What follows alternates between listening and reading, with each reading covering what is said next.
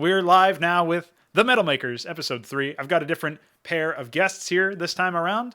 Maui Snake's busy in the blind spot or doing something. I don't think Flashpoint is still running right now, but curiously, Maui Snake's still in the blind spot. Must just love the refreshments that they serve over there.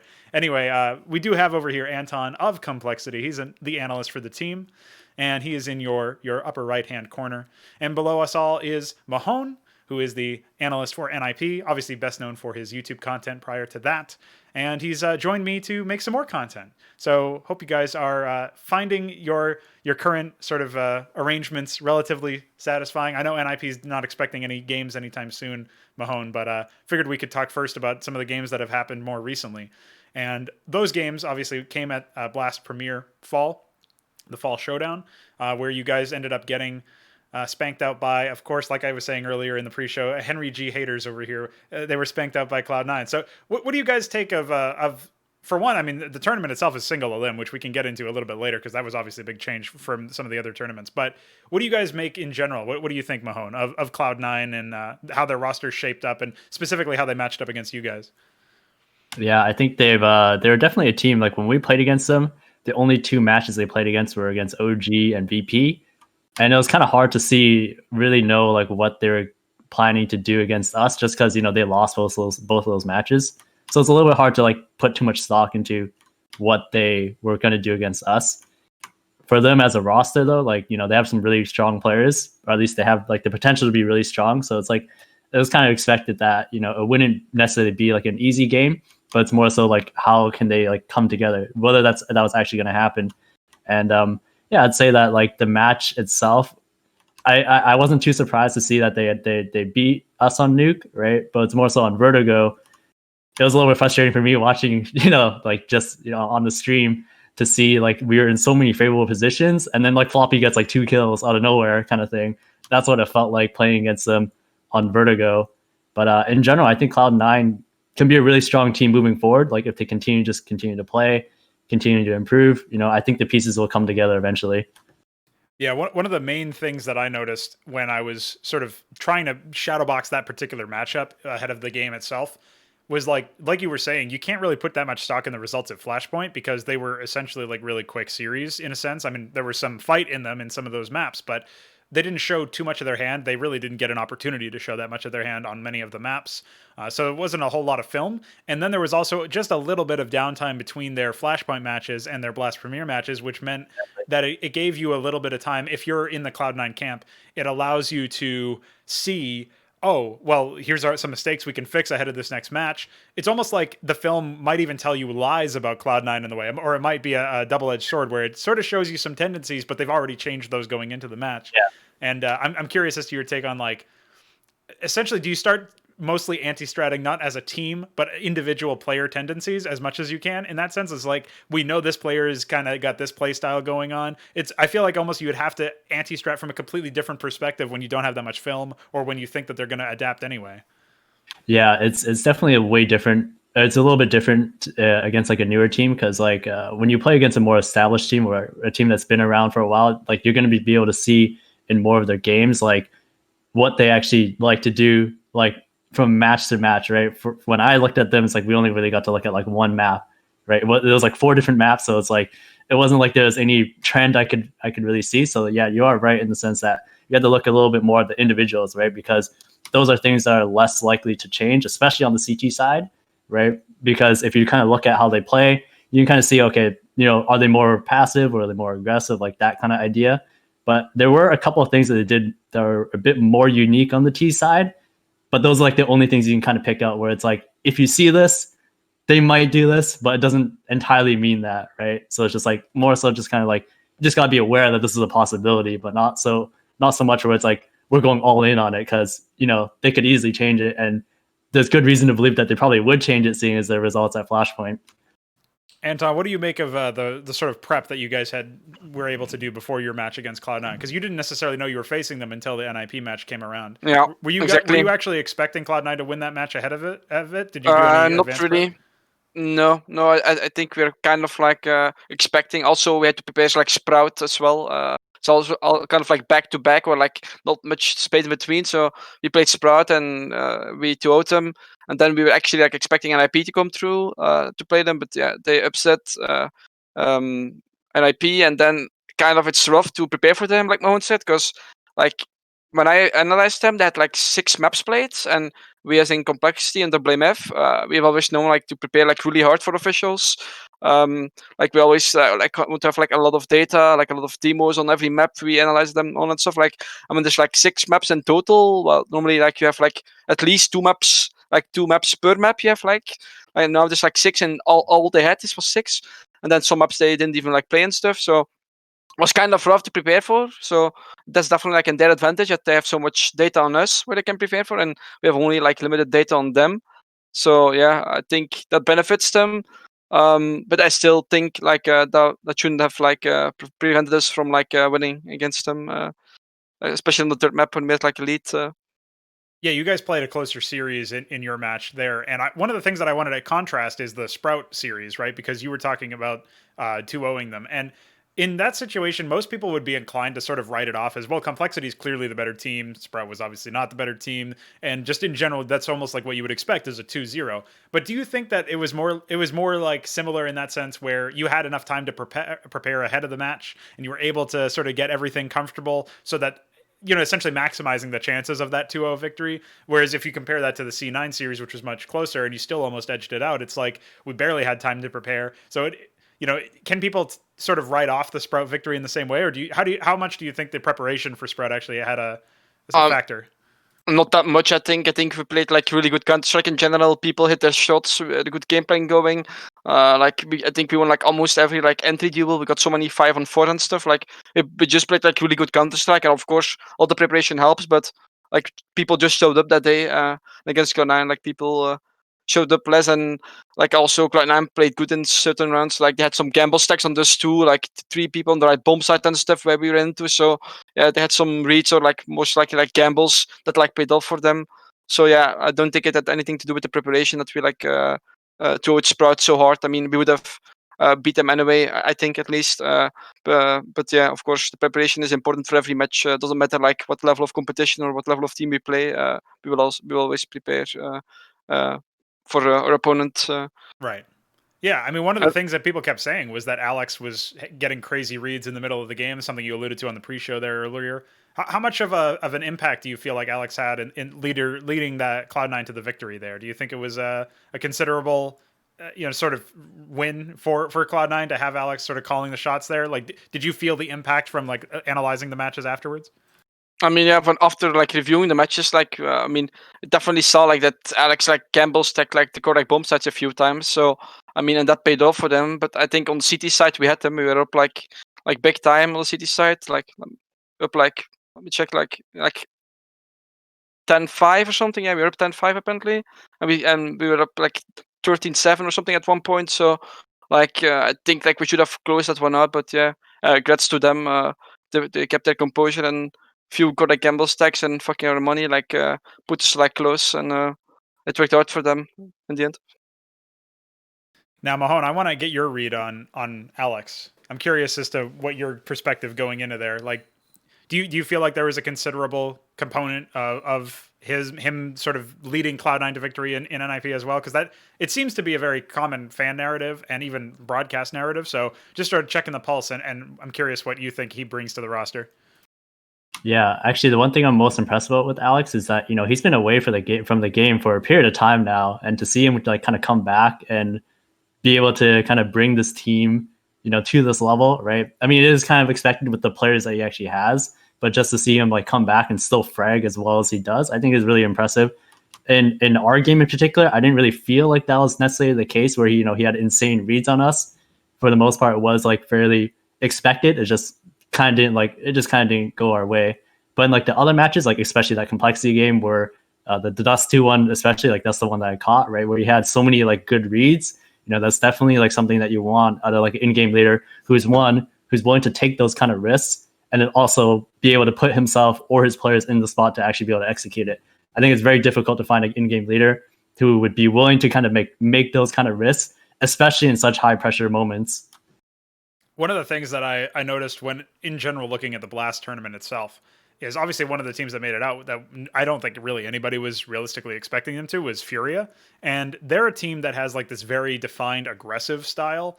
I am kind of curious as to how that would match up in a, like if I had a shadow box match between them and C9, now that we've seen that they actually sort of seem to have acclimatized to the European region and fighting that higher level of competition. Seems like you underestimate them at your own peril now that after they obviously had a very disappointing result in the main Blast bracket before coming into this tournament.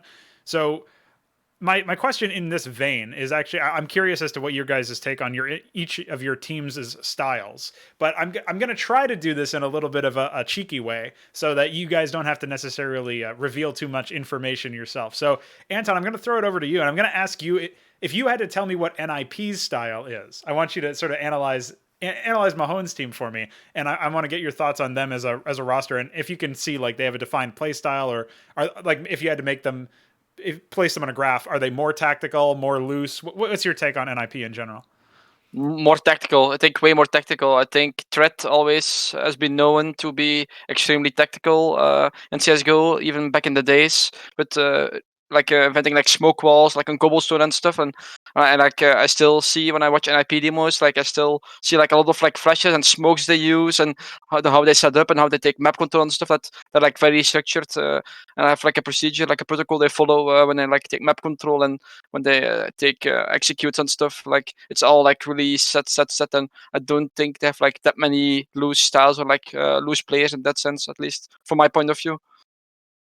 All right, Mahone, you're up next. If you want to respond to anything that Anton said there, feel free. But I'm also curious, whenever you feel like jumping into the complexity side of the pool, I'm curious as to your take on that.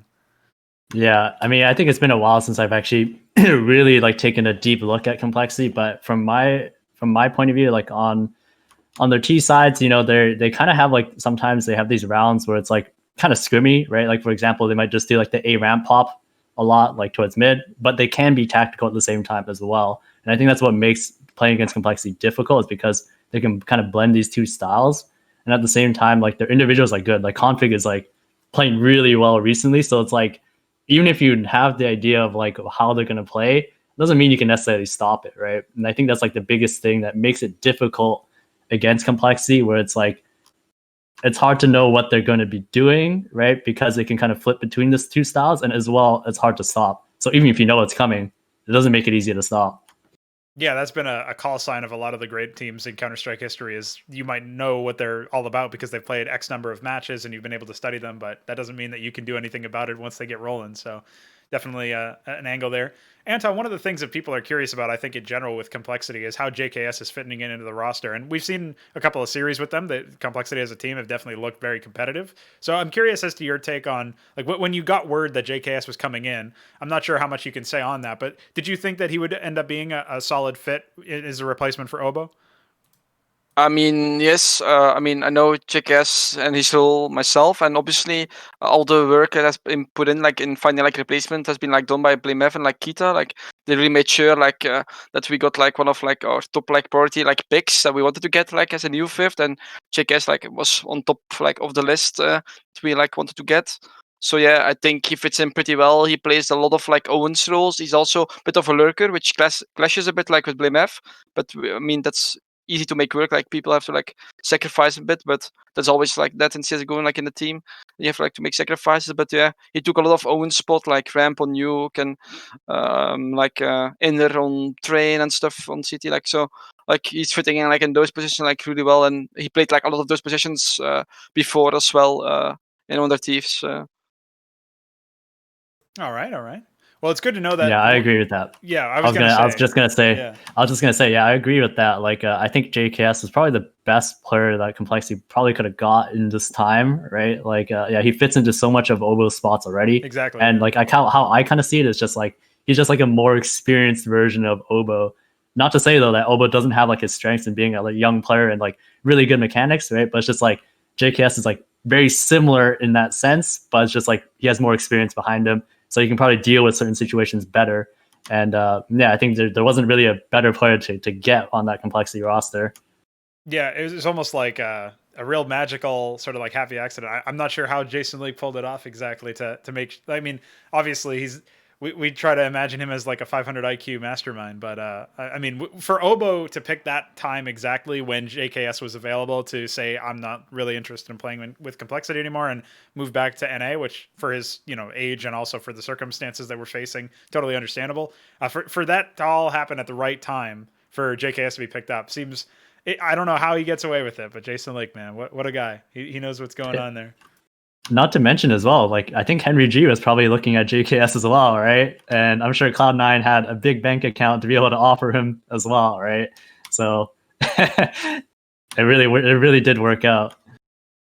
Yeah, not too much to say on that. Jason Lake did his thing and got him through, and yeah, it's the timings of obviously were like in our favor. Like when the teams releasing their roster and we like searching for the fifth, and him fitting into the role and being like a really good player and stuff. Like obviously everything worked out like at that part. But yeah, obviously I'm aware like he had other offers. Probably Cloud9 could have been one of them. That wouldn't surprise me. But yeah, I'm happy we got JKS, and I think Blim Evan Keita did a really good job, like at scouting the exact player we needed and making like a short list and getting him through. One of the things I'm curious about, another Complexity player that I kind of want to zero in here is people have been talking a bit about poizon, and some analysts that I've heard have said that maybe one of the reasons why Complexity's had a harder time in some of the more recent matches is that other teams have found ways to sort of shut him down or minimize his impact.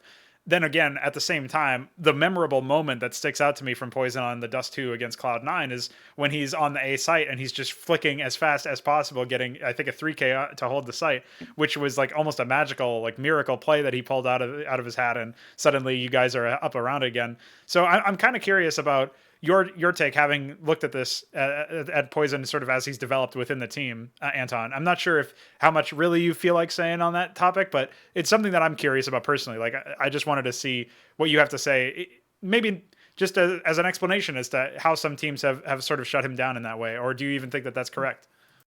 I don't think it's correct at all. I think poizon is known to be like very like momentum, and it's known to be like very skilled, and especially like on LAN, he thrives on LAN. We saw like against BLAST, against our debut, against Astralis and Vitality and stuff. Like he showed up and like he shut down Device like 10-1, like opening duels and stuff, like 10-1. So like he's known to be like very very good. Like in this online era, it's harder to be as consistent and as good, but I don't think people should like underestimate poizon.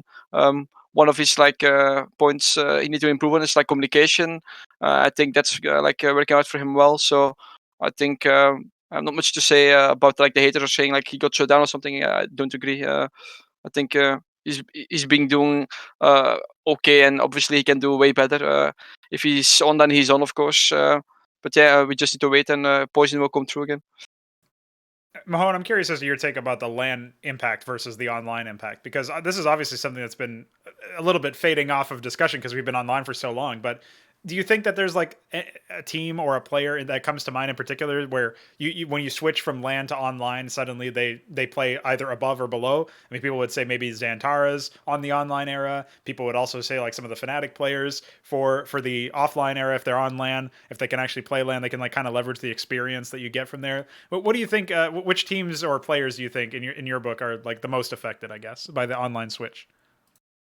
I think Navi are probably pretty affected by this online LAN switch. But I think in general right now, like it's hard to say. I would say it's hard to single out like individual players, right? Like let's just say, for example, like Xantares, right? People will say that like his results online or LAN can be different, right? But I think what's more important is to kind of look at how much he's probably developed on this team, like since this whole switch, right? Like he's been on the team for a while, but at the same time, like Big have developed their play like so much more like ever since this online era has started, right? So it's just like I think there's too many variables to really say like whether a player really is like performs better online versus LAN, because we're at the point now where it's like where there's a lot more to it, right? Like back then when there was that separation where we actually had LANs, like online matches didn't really have that much stock, right? But we're in the era now where it's like online matches do have stock, hence everybody's going to try pretty hard for them, and like people are not going to like hide strats or online matches anymore, right? Like that's not a thing. So I think it's a little bit different to compare it in this way, right? Like this would have been a more relevant discussion back then when there was actually like LANs, but at the same time, I think it's too hard to say like that kind of thing right now, because I think every team is dealing with this whole situation a little bit differently. So I mean, we'll have to see, right? Like especially as well, like I even think about Heroic, right? Like they've had a big like rise to the top recently, right? But we have no idea how well they're going to do at LAN. However, they do play very well. Like if you watch the way they play very well online. So it wouldn't surprise me to see them transition that to LAN. What's your take, Anton? Do you think that Complexity is more affected by the online switch than maybe other teams are? I mean, you referenced their really dominant debut in BLAST, so. Yeah, I think most teams are affected. I think by the online era. Also, I think we thrive on LAN. We thrive to be like together and stuff, and be on boot camps and stuff. And with COVID and lockdowns and travel like restrictions and stuff, like it's kind of rough for people like are all across Europe almost, I would say, and stuff right now. And we haven't been really like together since I think since April or something, then or like even like March and stuff. Like after like the minor and stuff, people like split up and only like Russian Obo or like Russian JKS right now like have been like together for that part, but everybody else have been like living apart. So I think that has like a big influence because we thrive so much on Config being hyped and hyping the whole team up, Blimev getting hyped and getting kills, poizon thriving off the hype of those two and shutting people down. So yeah, I think we are affected, but I think really like most teams are affected by it. And I think it's hard to say after this online era, like if every team will still like be like on top of their game, who are online really dominant, like teams like Big and Vitality and Heroic and stuff. I still think they can reproduce it, but we have to see and wait for the LAN to happen again. Right. Yeah. To be fair, though, I would say that like on the complexity player cams, it does seem like your players are still getting hyped up. Like I've seen Config like jump out of his chair, like Blame F as well, walking away after that clutch. Like it's still definitely there, but yeah, obviously not the same as like when you're in person at an actual LAN. Yeah, we've had some memorable moments from the player camps. I think Carrigan was like lighting candles or something. I don't know what he was doing. He had some fireworks or something. So I hope he extinguished those in time, whatever they were. But yeah, so there's been some pretty good moments. I think there was that one behind the scenes, like it was Cadian's roommate or something came in with like filming him after the victory, and he had like a foghorn or air horn or something. Yeah. We've seen some hype for sure, and I mean.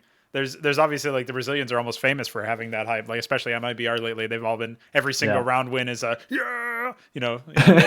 go pretty hard with it. I'm always impressed that they still have the like air in the lungs to then communicate in the middle of the round after doing that stuff. So. Yeah, I was gonna say even like Henny as well. I think that one clutch or whatever he had where he stood up and he's like yelling, and it's just kind of funny because it's like it's kind of funny because it's like who's he yelling to exactly, right? Because it's not like an actual LAN where you can yell at your opponent. It's more so like just saying it to himself kind of thing. Yeah, I can't wait for that stuff to come back. I especially think that some of these, like, the Brazilian teams in particular have always been kind of fond of this. I think before that it was some of the Polish teams would do it way back. But when you can get into the mind almost of your players, I mean, we were talking earlier about HenryG. He has that famous moment where like they're diffusing. He didn't buy a kit or something, and so they lost the round off of that, and HenryG's team won because of it. And there's like a 10-second timer as the bomb's ticking down, and the whole time HenryG's like, "He's fucked it, lads," and like there's a famous story there. It's just one of those timeless esports classics that I'm glad that people know about, because that's the LAN environment. That's where we need to get back to. So I'm really looking forward to that. I'm curious as to your guys' take. If we go back to the BLAST tournament real quick to talk about one of the other winners, was mouseports, and they defeated Cloud9 in their group final. One of the things that was coming into this tournament, or maybe a little bit before this tournament started, was that mouseports was rumored to potentially be losing Carrigan and maybe one other player. Most people had hypothesized that it was going to be Rops, because Carrigan had spoken very highly of him on a strat book from Thorin and just elsewhere as well. So it's one of those things where I wasn't really sure if that was real, because they were obviously going to be targeting FaZe Clan, and coldzera has made it very clear he's not really that interested in being the IGL for that long. I think they even have plans to sort of reform the roster at the end of the year once all of their games are done. At least that's what I heard. So I'm not sure about how substantiated those rumors ended up being or how significant they ended up being. We saw mouseports actually look kind of revitalized in this tournament. So Anton, we can start with your opinion on mousesports. Do you have any particular thoughts looking at how they've been able to, just looking at their results, I guess, like how they've been able to come back from the slump that they had earlier in the year? Yeah, I mean, I think changing Woxic definitely they were definitely in a huge slump, and when they changed out Woxic, I definitely agree that they had have been on the uprise again. They have been doing really good. They even beat Heroic in the Blast Fall Showdown. They beat, which is a really good team to beat. I would always consider Heroic a favorite against mousesports. But yeah, they beat Godsend, Heroic, and Cloud9, and all the way to qualify to the single elimination. So I think it's impressive. Obviously, Kerrigan is known to be very good at GL, to have very good structure around his plays and stuff. And yeah, they're not a dark horse, but I wouldn't call them a favorite either. I think a team like Heroic would always consider a favorite. But yeah, obviously they play good Counter Strike. They're known to play good Counter Strike. What do you think, Mahone? Yeah, I wouldn't be surprised even if that rumor wasn't true or whatever, I wouldn't be surprised that just that rumor coming out has maybe sparked something in the other players where it's hey man, we might be losing this guy, so let's try to do a little better here to try to keep him. But I would say that Kerrigan has always been a really good in-game leader, and you can kind of see with the way they play their T side sometimes, he certainly had a very good game plan against Heroic, right? It's no joke that they're able to beat them on train, especially when they started on their CT side there.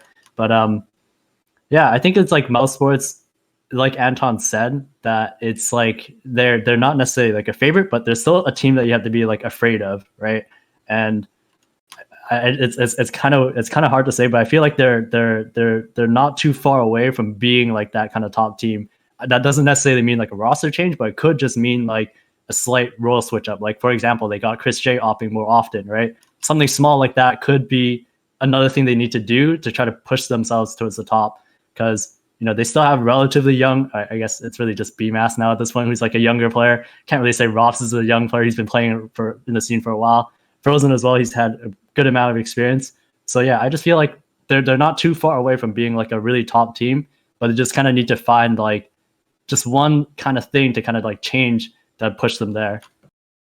Yeah, I'm actually really amazed that after losing Woxic, I mean, obviously Woxic was kind of on his own slump, and we've talked earlier about players that may perform worse in the online era. Seems like maybe he had to find himself again, and in doing so also found a pretty big bag of money somehow. I'm not sure how that worked out for him, but that worked out. After that, there was, of course, the uprising that sort of Anton was talking about, where they were able to rise up through the ranks again under Kerrigan's leadership. Bit of a slump again after that, and suddenly they're beating tournament favorites like Heroic.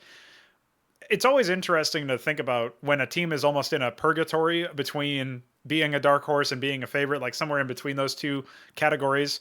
And the idea that a team could potentially take a W off of a massive tournament, but if they're never really fully favored, it's weird to try to place them, because you feel like they should be better, or they should be maybe as good as their results are, depending on what happens. And then it's almost like it's a, not necessarily fool's gold, but there's something about it where it doesn't feel as it feels almost ethereal. You can't always predict where they're going to go. And one of the sort of points of looking at mousesports through this sort of lens is I have to wonder if there is an expiration date on this particular roster if they aren't able to stabilize. But so far it looks pretty good for them. And if all they need to do, like Mahone says, is just change a couple of roles up, or maybe push one player more towards one sort of thing, that could be pretty good. I mean, in terms of their competition, I am a bit curious about how they managed to roll over Cloud9 in the method that they did. But that's almost another case where maybe Cloud9, like we were talking about earlier, they didn't have that much film on them, and the film that was there was not very high quality Counter-Strike from Cloud9. I almost feel like maybe mousesports' recent form may have convinced Cloud9 that maybe they were less of a threat, or maybe have hid the improvements that they were able to make in such a short amount of time. And that brings me to the whole point about it being a single-elim tournament, where you don't have as many games to play until you reach the final of the whatever the group is or whatever the bracket is. So, Mahone, I wanted to ask you specifically, because obviously NIP kind of went out earlier on in that bracket. What do you guys think about the single-elim versus double-elim thing? Because on the one hand, people say we have too many games. On the other hand, it kind of feels weird after being, watching or playing in so many double-elim formats to just lose one best of three and be out. What's your take on it so far? Yeah, like obviously the double-elim format is like you use it because you want to figure out like who the best team is, right? You don't want like one matchup to kind of dictate somebody who could come out in like that 5th to 8th area, whereas if they were on the other side of the bracket, maybe they would have been 3rd, 4th, or even 2nd, right? That's like what the double elimination is designed to kind of prevent. But at the same time, right, with how many tournaments that have actually been, I would actually prefer, like for me as a viewer, or even in my role today, like I would prefer if it actually were more single elimination tournaments and just try to not have these tournaments start like from back to back, right? Because I think it's a little bit ridiculous that like some tournaments they end on Sunday and then the very next day you got to play another match for another tournament. Like there's like no time in between, right? And like obviously that's like a whole TO discussion with like sponsorships and like watch hours, like that kind of thing, right? That they might have to fulfill, seeing as how everything's online.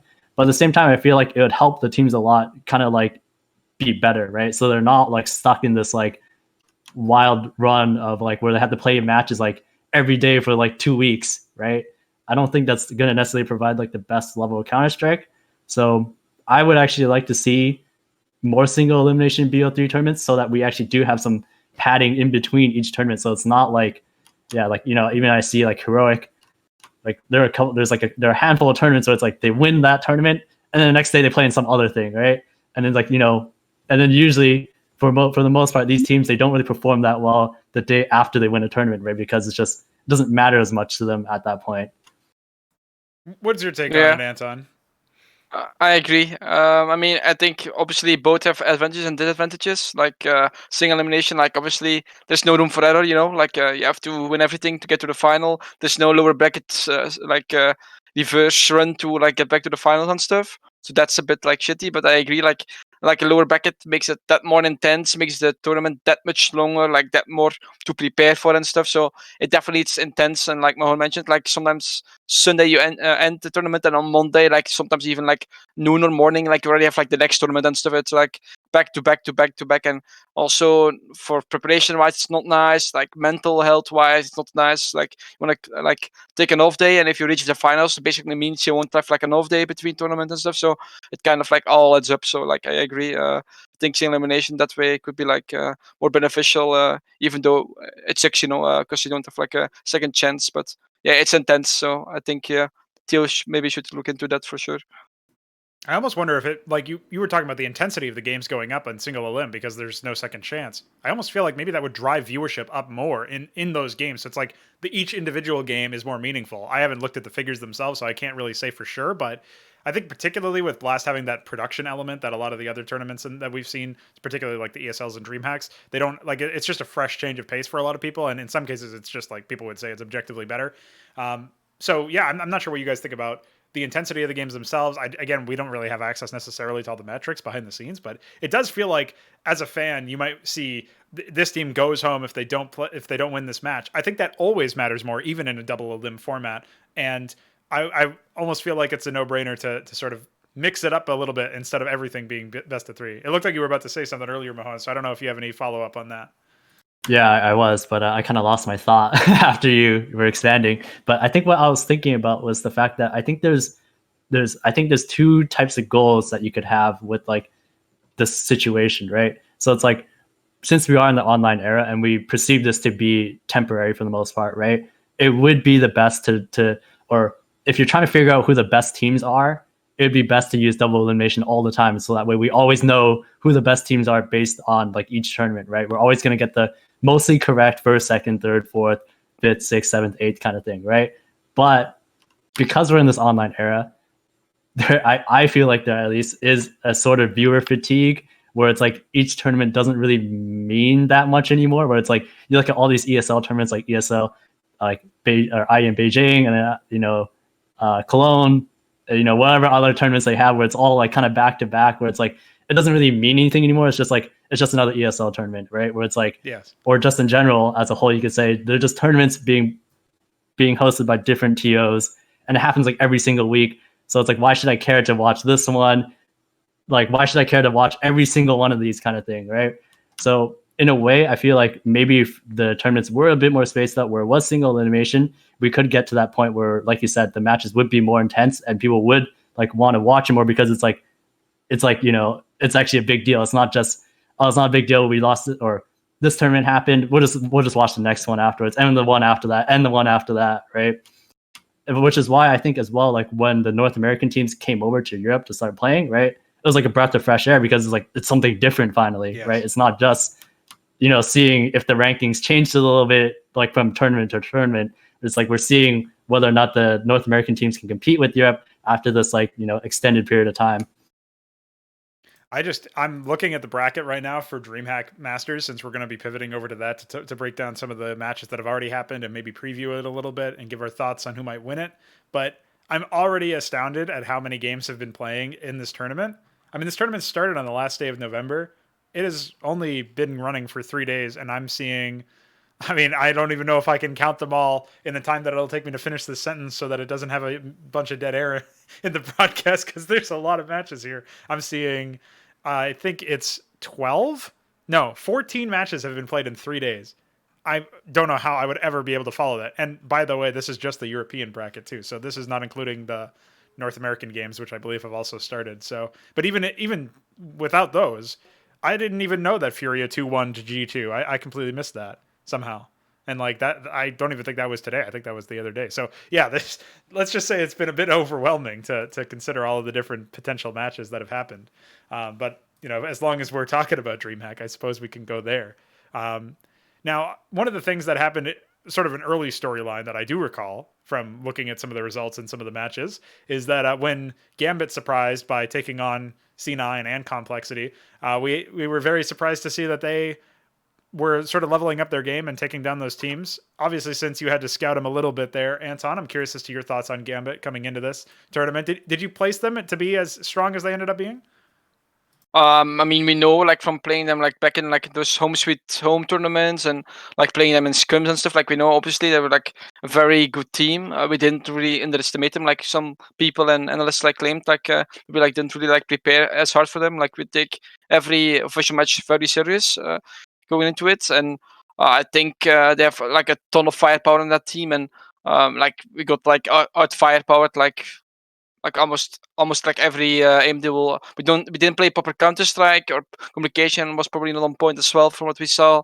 Like we didn't really follow like the protocols and stuff, but like when I watch like Shiro like hitting with his up shots, and then like Nafani and Inter are like hitting shots, like they have like a ton of firepower in that team, and like they completely like raped us 2-0. Like congrats to them. Like we didn't like stand a chance in any regard to that, even though like we kind of knew what was coming, and some of the stuff that they did like was like the same, like we still couldn't like really stop it. Yeah, I mean, it's a team that's pretty tough to stop when they get going, as you were implying there. I'm not sure how much you've looked at Gambit, Mahone, but if you have any thoughts on their roster and how, obviously they were originally the youngsters, and then Gambit decided, wait, these guys are better than what we have in our main roster. Move them up. All right, see you later, main roster. Here's the young guys. So what do you think of these young guns? Yeah, like the most I can say is just like the times that we've practiced against them, right? I've been able to catch a couple of those, right? And yeah, it's like these kind of teams, like they're tough to deal with, quite honestly, because it's like there's something about like the way they play and like the way like they make decisions sometimes, right?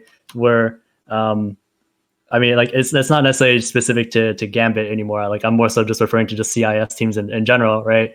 It's like sometimes they can be very in your face, and then sometimes they have this like slower approach sometimes, where it's like think Navi with like 15 seconds remaining kind of deal, right? So it's like it's a little bit hard to deal with these kind of teams, and I think it's like you wouldn't. It's like if you're on the outside looking in, just like watching some of their matches, like unless you're looking at it like carefully, right, you wouldn't be able to tell like what makes them so hard to play against. It seems like it's a lot of the times, from the anecdotes that I've heard from behind the scenes, for people who have looked at the scrims or actually been on the receiving end of the scrims, a lot of the time it seems like it's just raw aim, like sort of what Anton was implying there, where they can outgun some of the top teams in the world just based if their players are on. And it seems more often than not that happens in scrims more than it happens in officials. But do you think that might be an accurate assessment of what went down there, Anton? Do you think that they just almost played it like it was a scrim, or is there a more tactical side to Gambit than people might assume? I think they have a tactical side to it. Like they obviously know like what to like abuse and like how to react on stuff. Like when they kill poison, then like they start to react on A because they know JKS on Mirage. Talking Mirage is like alone. So like they had like a game plan like to pop like B on Mirage like a few times and stuff. Like they like definitely had like a game plan where like they know like we kind of like are fighting heavy mid and we're like a bit weaker on B and stuff. So they definitely like abused like a few like weaknesses or like flaws in that regard. So yeah, I think they're still like tactical, but yeah, they have a massive amount of firepower, and if everybody's on, then like yeah, they're very dangerous. But I mean, the same goes for us. If everybody's on our side, then we're also extremely dangerous. We also have a massive amount of talent, but yeah, they had their shots and had a good plan going, and yeah, I mean, we didn't fire back, and the Rectors was kind of surprising to get 2 times 16-5 on us, but yeah, gets to them. We learned from it. We watched it back, and we improve. Yeah. Well, for sure, it's going to be like a talking point for anybody who's going up against them now that they are. It looks like it'll either be G2 or Astralis who faces them in the quarterfinals of this tournament. And whoever they are, they definitely need to figure out how to shut those guys down so that they don't go off as heavily as they did in the group stages. And this is also another tournament, sort of a return to form, like I was, I guess, complaining about earlier about the sheer number of matches that were played, much unbeknownst to myself, where there's so many matches and it's a double-elim bracket, and then we head over to the playoffs. It looks like, at least as far as Liquipedia is telling me, that the playoffs themselves are single-elim, so there is no lower bracket after you drop out of the quarterfinals. So that will be a bit more straightforward in that respect. Now, bearing in, we only have the first half of all of the matchups. We are going to be waiting to see Complexity take on FaZe Clan relatively shortly, and then after that, I believe that's tomorrow, correct, Anton? They're taking on. You guys are taking on FaZe Clan. Yeah, tomorrow 1 p.m. CET, 1 p.m. Copenhagen, Brussels time. We play FaZe Clan. Yeah, so I mean, we can just jump straight into that matchup then, because their team, we sort of talked about them a bit earlier, obviously with the rumors linking them to Kerrigan from mouseports, but this is a team that I feel like they had a troubling start to this tournament. They got 2-0'd by Team Spirit of all teams, which was not expected. And then some might have been inclined to say that, oh, they're kind of like Gambit. They're the CIS team, that they just went all on firepower. But it looks like FaZe Clan had other issues as well, because they almost dropped their series against Contact, it seems. Like they obviously went 2-1, so that could be closer or farther apart than it seems based on the results. But looking at that, and it looks like I'm now Mahone, by the way, according to the overlay, but it looks like Anton's camera dropped out, so he's probably just going to have to turn his phone back on. There we go. And we're back. So, yeah, okay. The Contact FaZe series was definitely, I think, closer than maybe people necessarily expected. And coming in, FaZe is just a team that has struggled since Nico's departure. I don't think there's any two ways around it. I'm not sure what your breakdown is of them, Anton, but curious as to know your take. If you're obviously been scouting them, I imagine. So I don't know how much you can say on it, but I'm curious as to what you think about just how they fared since Nico's departure. I mean, I think they're still lacking in IGL, right? They're still difficult to take up the IGL rule, but obviously he doesn't want to do that long term, as already was mentioned. So they're definitely like lacking in IGL and real structure and stuff. So I think that part they're missing a bit. Apart from that, I don't have much to say on FaZe Clan. I think obviously they're individually skilled. You have some very good players on that team. You can't disregard players like Rain, like even like Proki and stuff, Garby and stuff. Like they have some people that are really skilled, so they can still obviously fire back and give us a fight. And they already like upset us like last time, I think, when we played them during like Pro League and stuff. So we definitely have to like take it serious and go in full confident. Kirby was a player that I was not personally hot on when he was announced, and I don't really think anybody was once they saw the initial results, but he's actually seemed to almost like have a revival of sorts after he's left North. So, Mahone, I'm curious as to your take on Kirby specifically, and then if you want to expand on the rest of the FaZe roster, of course, but is it right to be hyped up for a potential Kirby banger performance, or do you think that there's like, is he one of those players that's a bit more situational in terms of how he can be activated? What's your take on him? I don't know. I think I haven't actually watched FaZe recently, like after after Nico left, right? But I feel like Kirby, at least back then, like when Nico was still on it, like I was kind of questioning whether or not he should have been in the spots that he was playing in, right? Which is why it's like I can understand why people were saying that, hey, maybe this is not exactly the right move. And then like even after some of the games kind of confirmed it, where it's like he was struggling. That's more of what I was asking in my head, where I was like, is he really being put in the right spots like on this team? I don't know if that's necessarily the case today, right? Like ever since Cold's calling, like, you know, it's, I think in general, this whole FaZe team project is just kind of like, they're just continuing to play until they get to that point where they do pick up like a real IGL.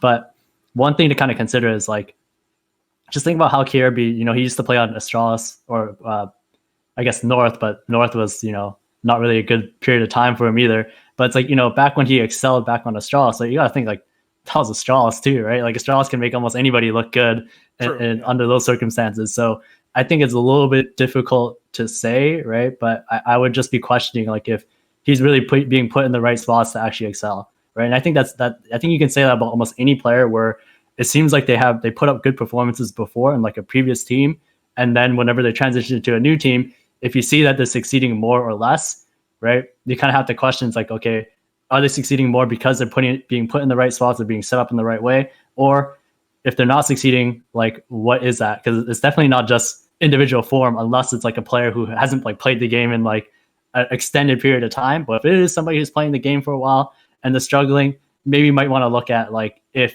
they're being in the right spots in the first place.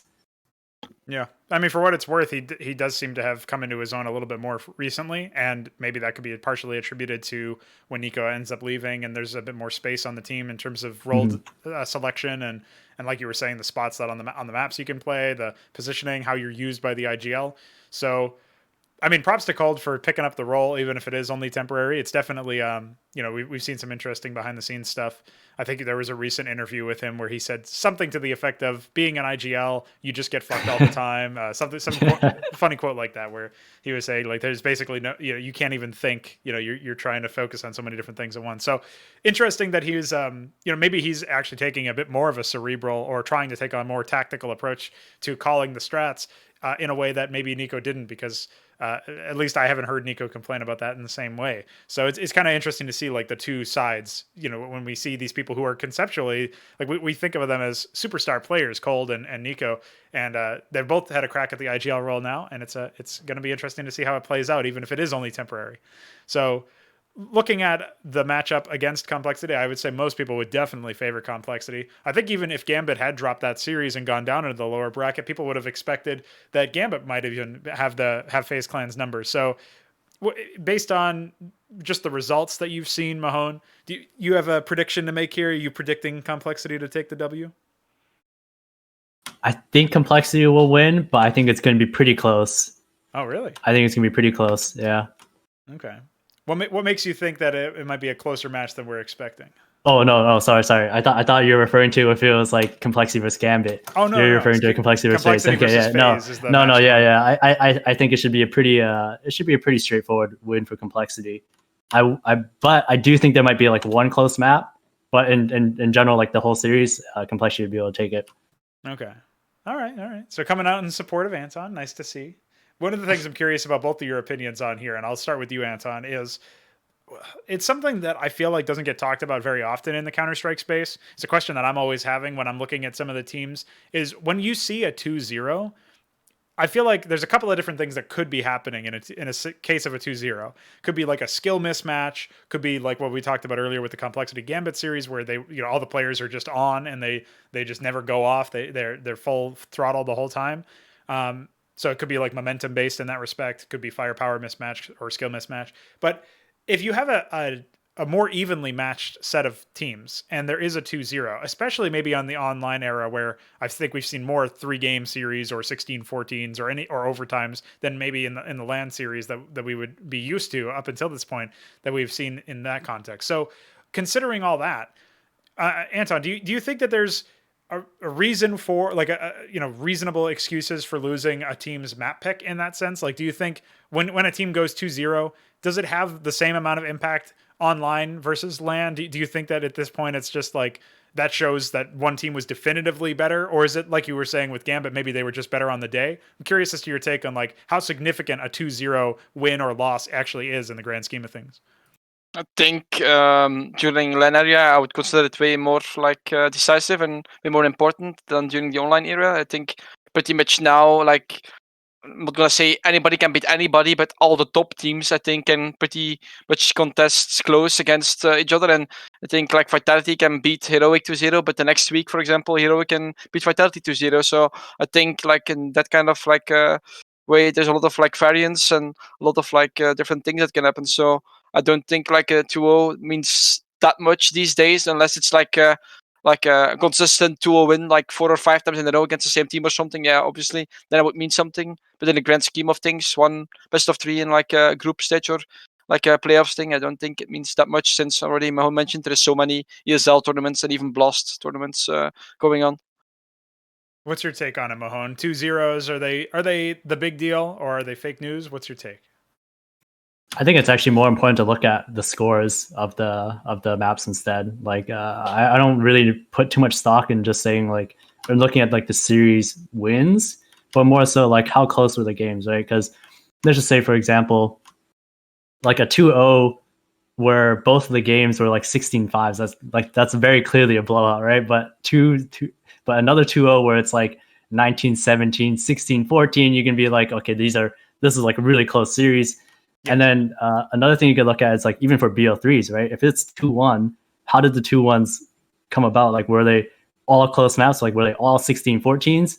Or was it more like 16-5 on their map pick and then 16-8 on their map pick, where it's like they're clearly very good at their own map picks, and then the last one's like could be a blowout, could be not. It doesn't really matter at that point. But I think it's like, I think when you kind of look at the results in that way, you can kind of see like what teams, like how well refined their map pool actually is when you look at the scores in that way, right? Because if you see a team where it's like, let's just say there's a team where they only lose 2, or let's just say they lose 2-0, but a lot of the time it's like 16-14, 16-14, like really close, right? And in general, it's like when you are like vetoing some of these maps, you kind of more or less, you're trying to make your map pool good enough where like you can handle most of the other team's picks.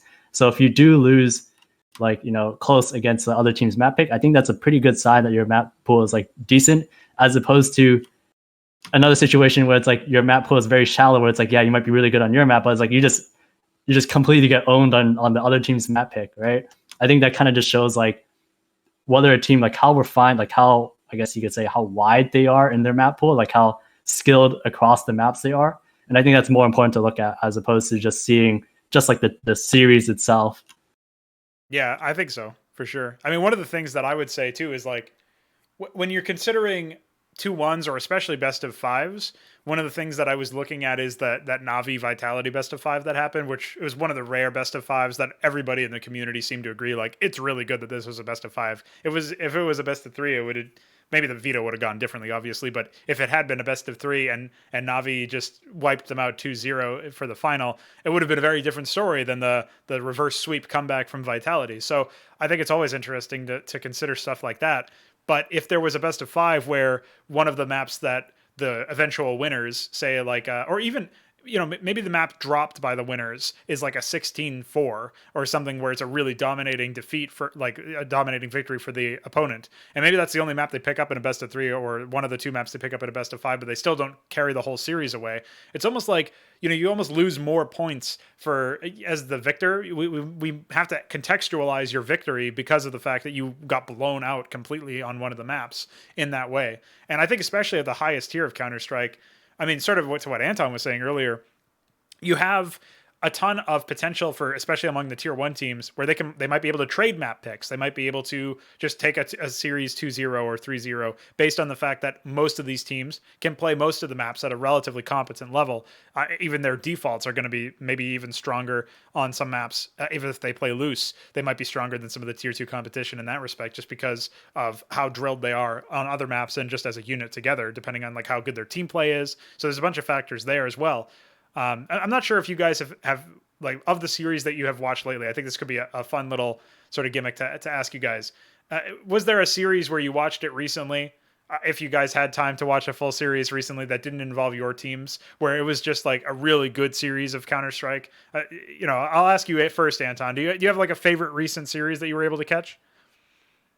I have to think about that one. Let me check. I think Astralis against Godsend, I think, was a pretty fun series. Godsend upsetting Astralis. I think that one was pretty interesting to see Godsend come out with like a victory on like a map like Nuke. I think it's pretty impressive, like stringing so many T rounds together against probably one of the best Nuke teams all time, Astralis. I think that's really impressive. And apart from that, I think some weeks ago, like the EM Beijing, the grand final, the reverse sweep by Vitality, Navi being up 2-0 and losing 2-3, I think that was a really interesting series as well. That's for me, like, on top of my head, the two games where I think I found really interesting myself. All right. I found the one actually this was a while ago. Dreamhack Open Fall when Heroic played against Vitality, the BO5. Yeah. The one where Cadian like went absolutely nuts on the last map. I thought that was very enjoyable to watch, just to see because if you look at the scores, like I'm just looking at it right now, right? Like the first map was 19-17, second one 20-22, third one 16-11, and then 16-10, and then 16-7, obviously on the last map where Cadian just went absolutely nuclear.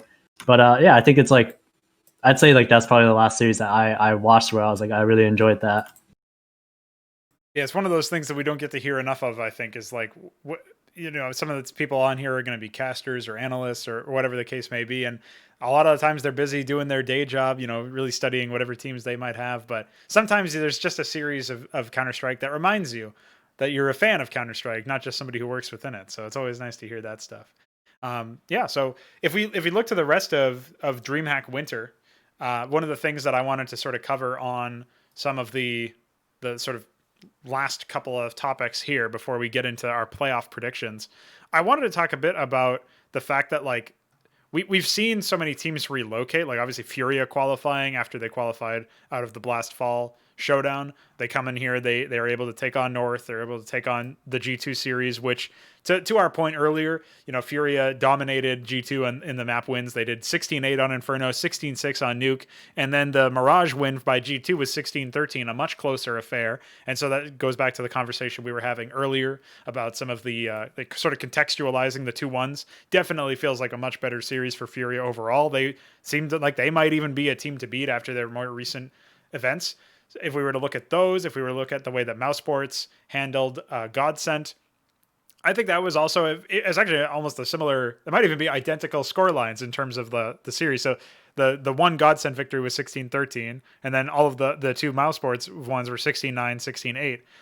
Just as an example. So looking at those two teams, which are the same teams that made it out of the Blast Fall Showdown, do you guys think that they are going to be teams to beat here? Teams to really keep an eye on for not just this tournament, but the future? I'll start with you, Anton. I want to hear what you have to say about these two teams. FURIA Mouse? FURIA Mouse, yeah. Yeah, I think, FURIA has a specific playstyle, a very aggressive playstyle, and it's very hard to match up against it. I think almost every team struggles against their playstyle. They can do so many things. Like on Mirage, they're so fast out mid. Like Nuke, they can vent dive, boost vent dive, go down with smoke walls like fakes. They have a bunch of stuff, and they're so aggressive. And if you shoot them down a few times, you definitely switch the momentum. But when they get rolling, it's very hard to stop them. Yeah. And I think FURIA is considered for me maybe not a favorite, but definitely like a semi-final team in the Dreamhack Masters run. And I think mouseports the same. I don't consider them the favorite because you still have to think Heroic also qualified for the playoffs.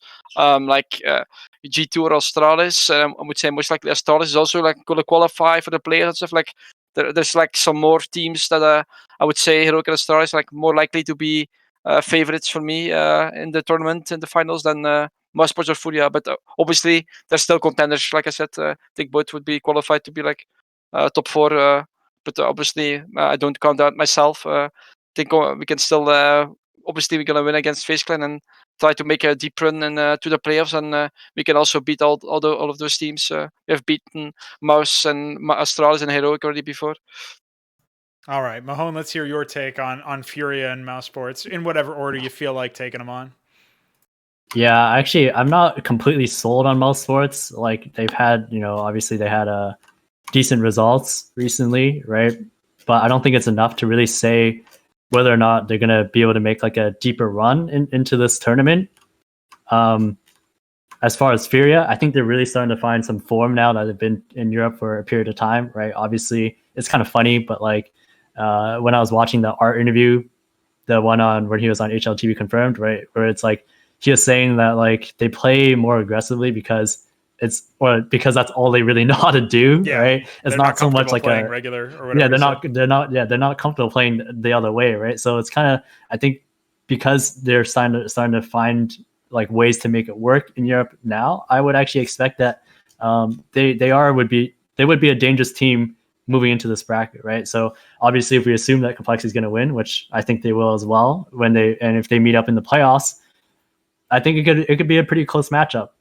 I think it would be a really close matchup, and I think I wouldn't really say there's anything like everyone already knows like what FURIA is going to do. It's more so like how you're going to deal with it against it, like how you act, like how you're going to actually be able to pull it off.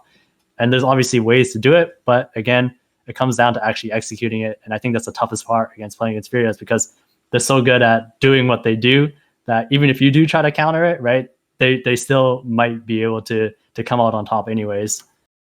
Right. No, they aren't a team that is in this tournament, but Virtus Pro feels like a kind of an allegory in a way, where they always have like Yukinder in some really wild spot.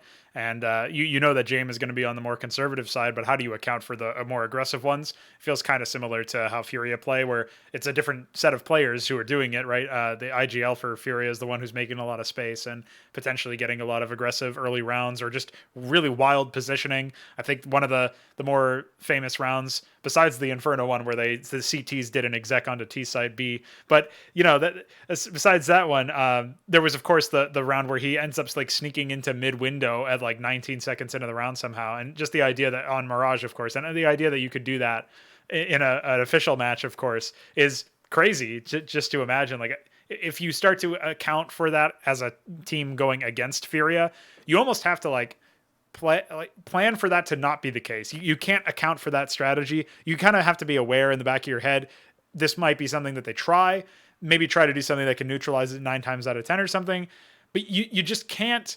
You can't do you can't account for all of the different things that FURIA throws at you. So it's sort of like what you were saying is you might know all of the different things that might be in their playbook. You might know all the strats they're going to pull out. You have no necessarily guaranteed way to stop every single one of those. You kind of got to almost do a read in the middle of the game to figure out what they're doing. So I'm curious, since you might be going up against them, Anton, just a last word on FURIA, given the fact that once you, like you say, defeat FaZe Clan tomorrow, FURIA will be the playoff team that you're going up against. So based on that, do you guys think you have what it takes to sort of slow them down, to break their momentum and to make it so that they have an early dropout here at the quarterfinals? I mean, like stylistic, we don't really match up very well against them. Like even I think last time we played them, I think that must have been like Dreamhack Anaheim, which was like February last this year. That was like almost like a year ago.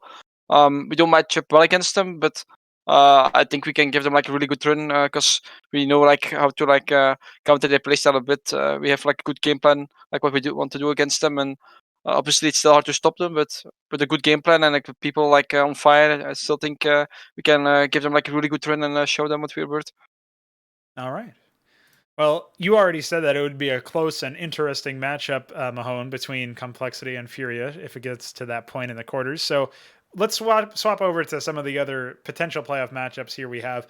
And I'm not going to ask you to account for every single one of these potentials, but just looking at the teams that we have in the bracket for this DreamHack Winter Masters European quarterfinal, that's a word salad, man, whatever that is. So I wanted to get your take on the quarterfinals, looking at the potential matchups we have.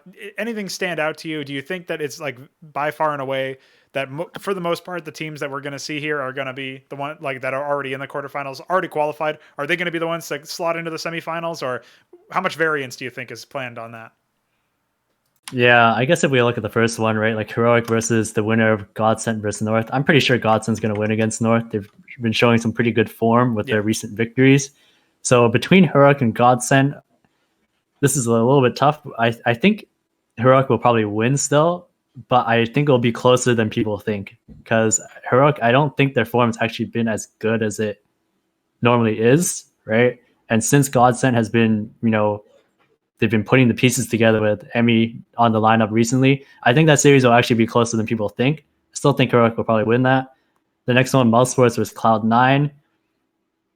I'm actually not entirely sure yet if Cloud9 will beat Spirit. I think they probably will, right? But I think it's just there's still a newer team where it's like the results aren't consistent yet, right? And I think that's where it's tough. And but mouseports I'm just already gonna say defeated them too. Cloud9, that is. In yeah. BLAST. But I think if Cloud9 make it, I think Cloud9 will win. If they play against mouseports, this is where I think it's a little bit tougher because like I said before, I'm not entirely sold on mouseports, their form continuing on here. So I want to say that my heart's saying that I think Cloud9 might actually be able to win that match against mouseports, like if they meet the second time around, right? Obviously, it depends on how the maps come out, right? If the maps are a little bit different, I think Cloud9 might be able to pull it out. If it's the same ones, I don't know, because they don't have that much time to correct like what went wrong in that match, right? So it's a little bit different in the sense where it's like if you've been playing for a while and then you kind of realize what kind of mistakes you made in that past map, you can kind of like quickly correct it, right? I don't think that's quite the case here. So I think if it's a different map pool, I think Cloud9 would actually beat mouseports in this sense. Okay. As far as Gambit versus G2, well, let's hold off on that one just a moment because okay. I actually want to draw people's attention to the lower bracket round 2 matchup of Group B, G2 versus Astralis. That almost feels like it's a semifinal or something.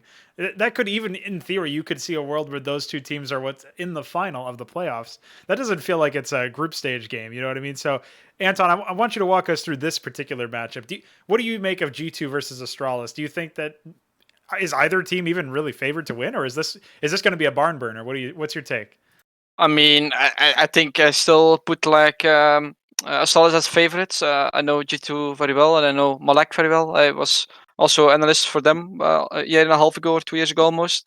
I'm very aware like how he prepares for stuff, and he's very tactical and he's very smart. But you can't underestimate like Glaive is back to calling apparently to today's news posts, which is not like a surprise after he was tweeting that there was some changes coming. So obviously Glaive fully back in his comfort zone and gelling again, I think, and Astralis is getting back to like they're trying to get back to their old glory with the old 5, the glorious 5 that won many majors and had like a dominant era. You still like can't underestimate that team going like forward, and I still consider like Astralis like the favorites, even with like one game they lost against Godsend in a close series. Like to still like beat Liquid today, even put like a comeback I saw on the first map, and on the second map Inferno completely destroyed them.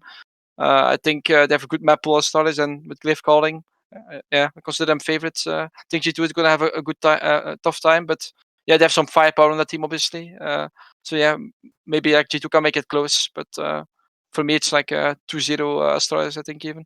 Okay, cool. We got a prediction on the line here. Then, what do you make of this, Mahone? Are you coming down in the Astralis fan camp here in this matchup? Yeah, I think Astralis will win as well, but I don't think it'll be 2-0. I think it'll be 2-1. I think what's gonna happen though, like in terms of the scores, I think G2 is gonna win one where it's like really close, and I think Astralis is gonna win one where it's really close. But then Astralis is also gonna win one where it's like more of a blowout, where it's like more of like a 16-8 kind of thing. That's what I think. Okay, all right. Yeah, I mean, just looking at these two teams are, in theory, they've got very distinct styles in a way where you've got the star power on G2 versus that golden 5 or glorious 5 lineup that we were talking about with Astralis. Something that you can't underestimate, like Anton was saying. So I think it's a really interesting matchup. I'm not sure how well the styles will actually match up against each other in the same way, but just looking at the way that these two teams have performed up until this point, where G2 is still acclimatizing with Nico. They had a really nice starting run here, as well as in their debut with Nico earlier in the year. But obviously, getting cut down by FURIA, you have to wonder how they're going to error correct ahead of Astralis. Astralis themselves on the come up, in theory. I mean, the fact that they lost to Godsend almost feels like that's a crazy change, and one that you can't immediately shadowbox a reason for. Like, nobody, I don't think, would have necessarily said that Godsend was going to win that match. It's definitely an upset in that respect. I do, very briefly, I want to do a bit of banter here, because I think it was Crystal who said Godsend will be worse without me, and then they immediately went on to 2-1 Astralis, which was, I mean, you could have picked a better time for that interview to come out, but at least he's he's putting his prediction on the line there, so a little bit of credit for him, I guess. I think one thing though about that is that, very likely they're still using all the ideas and the system they had put in place, right? Yeah. But the toughest part, like this even happened for ENCE as well. like the toughest part is more so like the longer term, right? When you're forced to kind of innovate and try to figure out, like, continue to improve your team, because like as we know, like all these top teams are always improving themselves each day, right? So you kind of need like the right kind of person to be able to lead that kind of improvement. So although right now it may seem ridiculous, I wouldn't be surprised if it's like, maybe a few months down the road where it's like they look worse, right? And I think this might have happened with I think this might have happened with Mad Lions as well after what was it, like after Hunden left, and then they had Cillian join, right? Yeah. At first they looked like, oh, like this could actually work, but in the longer term, it's like they just look like a mess, right? So yeah, and you can only hope that the same thing isn't happening with Hooksy coming in, but it looks like they've sort of gone up a little bit. It's kind of funny how they removed one IGL ahead of Flashpoint 1, and then they remove another IGL ahead of Flashpoint 2. There's got to be some weird timing thing going on, similar to what we were talking about with JKS, but it's just crazy timing. CSGO is a game of timing, even outside of the server, apparently. So it's pretty interesting there. So yeah, if we have to look at the sort of now that we've broken down that G2 Astralis thing, it seems like you guys are both saying Astralis coming in. Do we take them as favorites over Gambit as well in that quarterfinal matchup? I would say yes. I mean, I do think Gambit is going to put up a good fight against them, though. I don't think it will be like a 2-0 like swipe or something. I do think Gambit can pull like maybe even like double digits and stuff. But I still think maybe they take a map of them. But I could see a star is like if they get like in their form, and if they like show like a really good showing against G2, I could see like giving Gambit like a tough run and sending them home. Yeah, I agree. Same thing as well. I think Gambit will put up a good fight, but this is leaning more towards, to me, it's like a 16-11-ish both maps as Charles is going to win, right? Like, Gambit's going to put up a good fight, but I don't think it's going to be enough for them to actually beat them. So if you're following along, then that means our first predicted semifinalist there is Astralis. Who will their opponents be? Are we going on the line and saying that Complexity is defeating FURIA as well? What's your take, Anton? You going to beat him up? I mean, yeah. I mean, definitely hope so, and definitely ready to give them a beating. We're not scared of anyone. Like BlameF and Kita would say, like we don't really fear anybody. We can beat anybody if we are on fire and if everybody shows up. So yeah, we hope to make a deep run, and if not, like at least like make it close. Don't want to get too out like we did against Gambit, obviously. Well, BlameF could probably bench that whole roster. What do you think, Mahone? Oh man, it's tough. It's tough. Like I said, I think it's gonna be really close, but I don't know. I feel it's gonna be tough to say, but I feel like FURIA is gonna put something together where we might actually see them win this. It's gonna be very close. So it's like 2-1. Wouldn't be surprised to see a couple overtimes in this. Okay, we have our first disagreement among the analysts then. I suppose you could almost see this one coming a little bit from what we talked about earlier. All right, so I was actually waiting for a disagreement to come in here anyway, because I'm not sure if you guys are familiar with another little gimmick we do here at the Metal Makers, is that we find some sort of point where our analysts diverge, and we say, we offer you guys an opportunity to earn a medal so that when you come back later on, you guys get a little shiny trophy on your Twitter icon. And we have a leaderboard. We got all sorts of crazy tech over here in this show. So yeah, we're going to put that one on the line there as one option there. So we'll save that for one side. I'll get you guys' confirmations there, but I want to run through the rest of the bracket real quick. Of course, we do have then mouseports assumed versus Cloud9. I saw that, it seems like you were edging Cloud9 in that matchup, Mahone. Do we have an official confirmation there? Yeah, I'll just say Cloud9 over mouseports. Okay. What do you make of that matchup, Anton? If it's Cloud9 versus mouseports in the quarters, who's taking it to the semis?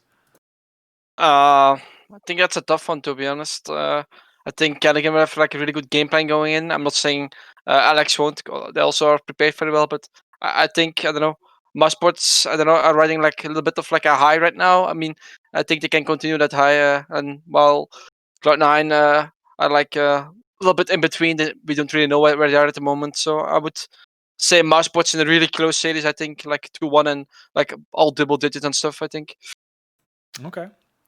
All right. And then if we move on to the heroic versus presumably Godsent, that's a situation where, I mean, it seems like everybody would favor heroic. And Mahone, you said that it would be closer than people expect, But I think we're all pretty comfortable saying Heroic's going to take that series at the end of the day, even if it looks a little messy.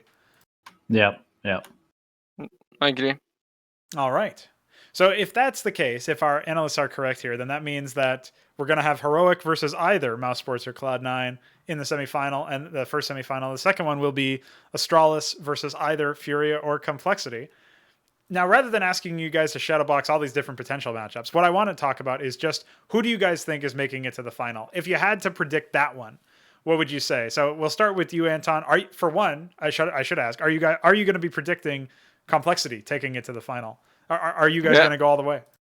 Obviously, I'm not gonna go against my own team. I think we have what it takes to beat like a team like FURIA and Astralis if we show up. So I would consider us like going to the finals, if not Astralis, obviously. And I think we're gonna meet like Heroic there. Okay, so you're saying Heroic and Complexity final. That'll be interesting. Yeah. And otherwise, it'll be a Danish derby if Astralis take it. So what's your take, Mahone? Give us your finals. I was actually thinking about this. I think if Complexity does beat FURIA, I think they have a pretty good chance of making it to the final. Actually, I think that by winning that series, they're going to be able to kind of carry that momentum through to the final. So I'm just going to say here that, yeah, let's just go with if Complexity does beat FURIA, I think there's actually a good chance they might make it to the final. Because I think the difference is that like after with Astralis's change with their Glaive coming back to calling, right? There's still like a bit of an adjustment period, right? I'm not saying that adjustment period is long, but I think it's long enough for Complexity to potentially take advantage of it, right?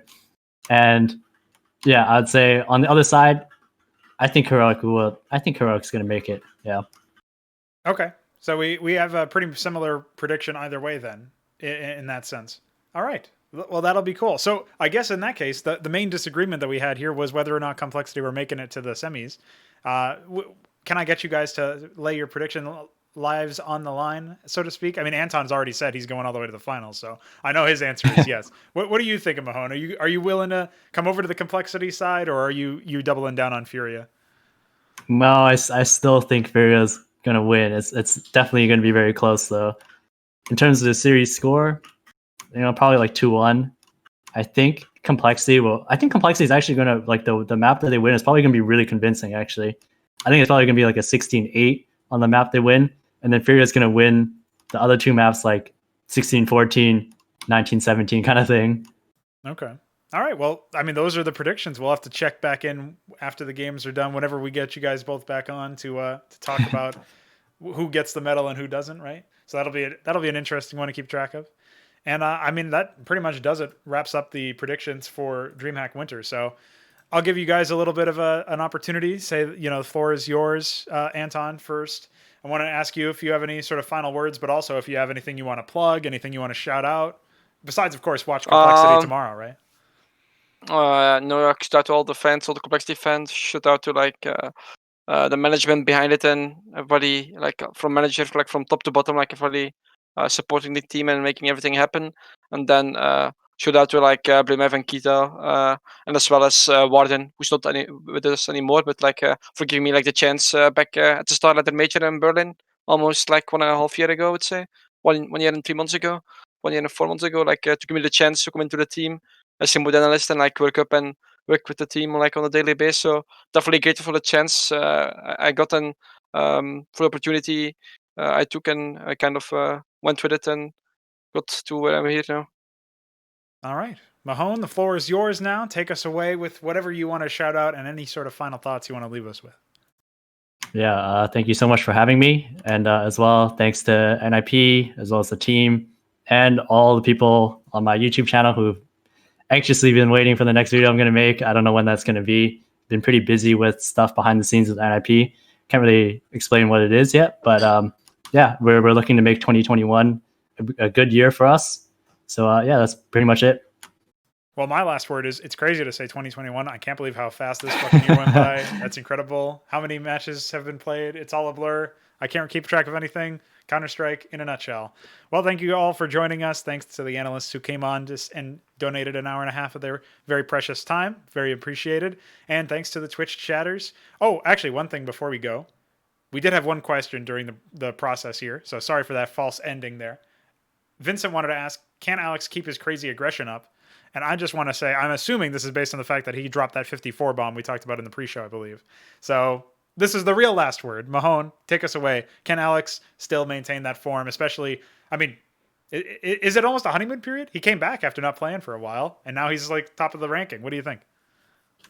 I think he can, because like if he was able to like it's very clear that he still understands the game at a pretty good level even after that break. So I would say yes, because the thing is like sometimes you might get into a thing where as a player you might be able to play more aggressively, but that's because you've like had it practiced, because you've been playing, you know, more regularly all the time. But the fact that he's actually able to come back after such an extended period of time makes me think he can probably keep it up. Anton, what do you think? Give us your answer to this question. Can Alex still be top of the scoreboard? I don't know. I would say like they're in a honeymoon period and they're hitting headshots, like he would say against us. There you go. There it is. Bit of banter back. Let's see what happens in the future with him and Cloud9. All right. That'll do it for the show. Thanks to the viewer question. Thanks to the viewers in general. We'll be back sometime next week, hopefully, with another episode. So catch you guys there. Good luck on all of your future matches. And until next time, make those medals. Thanks. Cheers for the Thank you time. so much.